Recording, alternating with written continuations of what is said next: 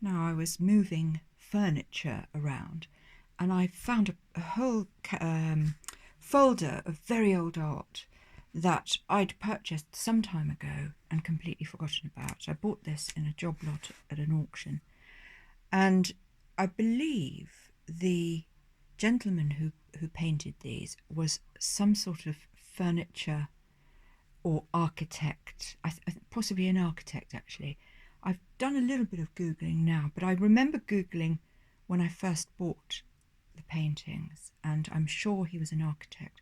I might put a call out on social media, or here, perhaps somebody knows, for a bit of assistance. So his name is Hugh W. Roberts, and that is a Hugh. It looks like a Rue, but it's a Hugh, and I know because of some of the others.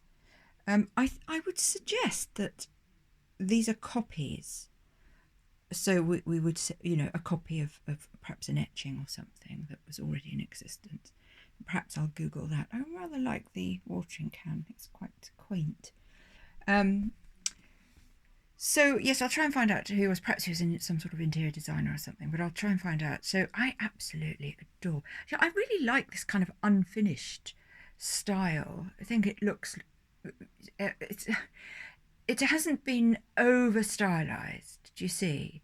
But somebody spent an awful lot of time getting these things right. Although I rather fancy that he's traced them, but it's still an excellent work, and I rather fancy he's traced them because there's one with a piece of tracing paper, so it sort of gave it away really. Let's have a look at some of the others, shall we? Just to, and what I'm going to do with them, I think, is have them scanned or photographed. And I absolutely adore this. Look at that. How charming is that? Isn't it? And you can sort of see really that would, I mean, the camera angle is distorting the perspective. So I'll try and get it right for you. The perspective is spot on, and that suggests to me that there was a bit of assistance going on in terms of tracing, probably from catalogues or. And the date, I would say, I think I saw a date and it looked like, well, here it says, that looks like 17. So I assumed 1917. Although, I wish they'd signed their pieces correctly. This one is just fantastic. Look at that. Absolutely lovely. I mean, so what I'm going to do, guys, is, and the Gothic, yeah, we've done quite a look. I mean, that looks 20s, doesn't it? It looks very 20s stylistic, very Gothic. He's used so many blacks and mounted it on black paper. It's signed down there. Oh, where are we? There. It's probably signed on there as well. It's quite hard to see. Where are we? Yeah, I mean, you can't read these signatures at all, can you? This one I want framed and in my house. This is for me to enjoy. I bought it and I'm going to keep it. So I probably wouldn't copy that one because I don't want what everybody else has, do I? It's lovely to be unique. It's a stunning rendition of the rug. Absolutely stunning. And the woodwork, isn't it? Just superb. Now, here's another. Which, the detail on that, look at that.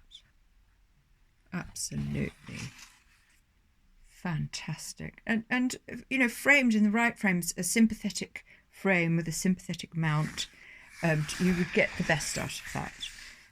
Not so keen on that one. However, these fish are, I probably will sell those on because they're not, stylistically, they're not quite what I'm looking for. Now, these are from a catalogue in the Vernon Gallery. Look, it says there. And these would have been plates of the etchings that they had for sale, I guess, or on display. Possibly not for sale. Now, I didn't particularly like that one, but I'm searching because there were actually a couple that I really, really liked. Now, one's coming up, which I love, and you'll know why I love it. because of the dog. Absolutely gorgeous. I really like round or oval artworks. But what I'll do with this, I'll buy a frame, a rectangular frame, but I'll have a mount cut for that, especially a beveled acid-free mount, and that'll really bring it out nicely. There are 2 copies of this, and it's the first earring or something it's called. So I don't know if are they piercing it. I think they are, aren't they?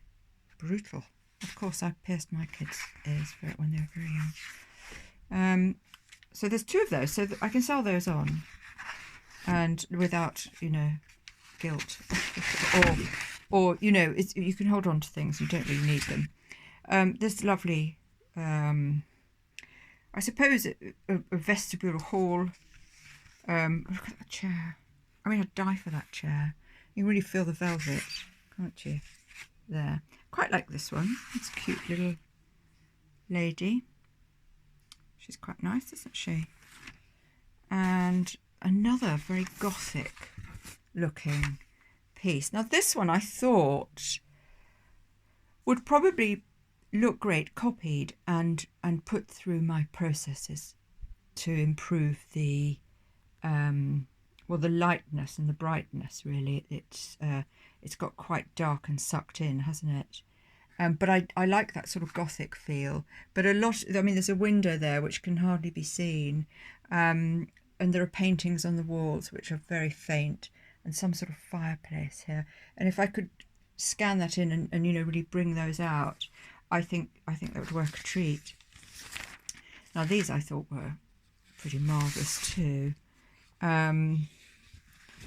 And there are 2 of them. Now these are the sort of things that would work superbly well as a tapestry. So you could, if you were that way inclined, you could stitch them. But I've got software that can create something that looks like a tapestry.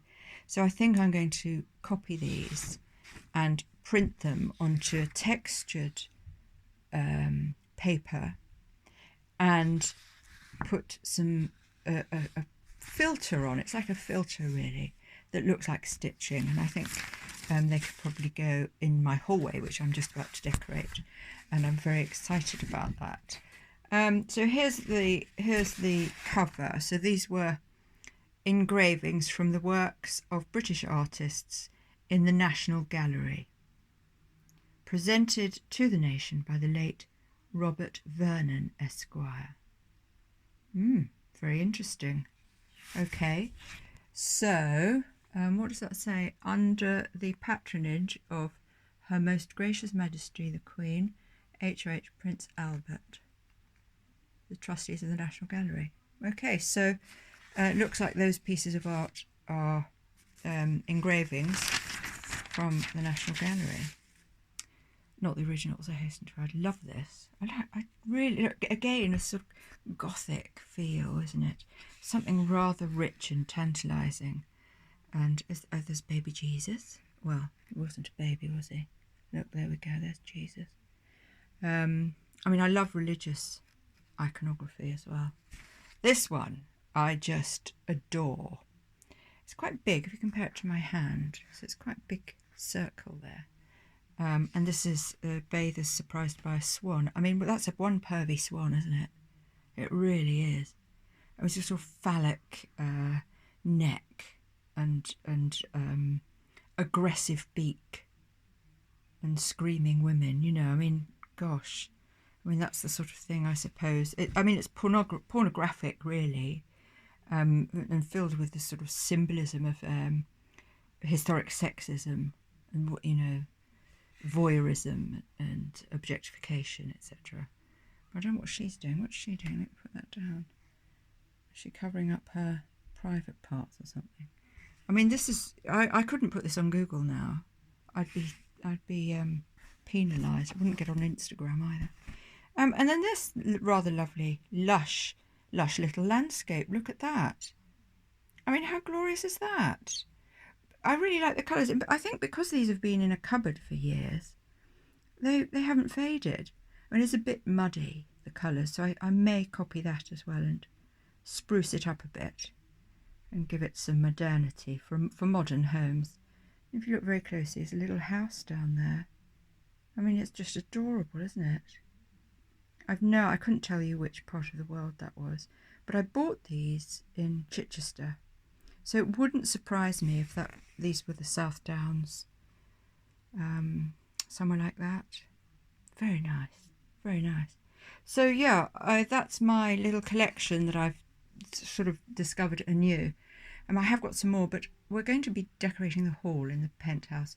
I'm going to be talking about, the importance of the entrance hall, and having great art on the walls wherever anybody goes. If you're an art dealer, you really need to up your game a bit when it comes to your home. The bedroom, which is where I am now, actually, the boudoir, it gets very, very sunny, and I'm loath to put anything other than oil paintings in here for fear that they will indeed fade away. But there are some other options. I could fill the window area with plants, or just behind the window area with plants, and that could keep out some of the sun, and I could put some prints up perhaps. But the hallway is a wonderful place, and normally in most people's homes you don't tend to have the sun through the hallway, and most of us are not lucky enough to have sun coming in every room. And that for me, for an art collector and an art dealer, that's actually really good, because I can put all my valuable artwork that I don't want to fade, but I want to live with. I want to see it. I don't want loads of art in cupboards getting eaten by the moths and the silverfish. Do you see? So rather, get them framed up beautifully and put in a safe space for my lifetime. And what happens to them after that is not really an issue for me, is it? And I don't have anything ridiculously valuable.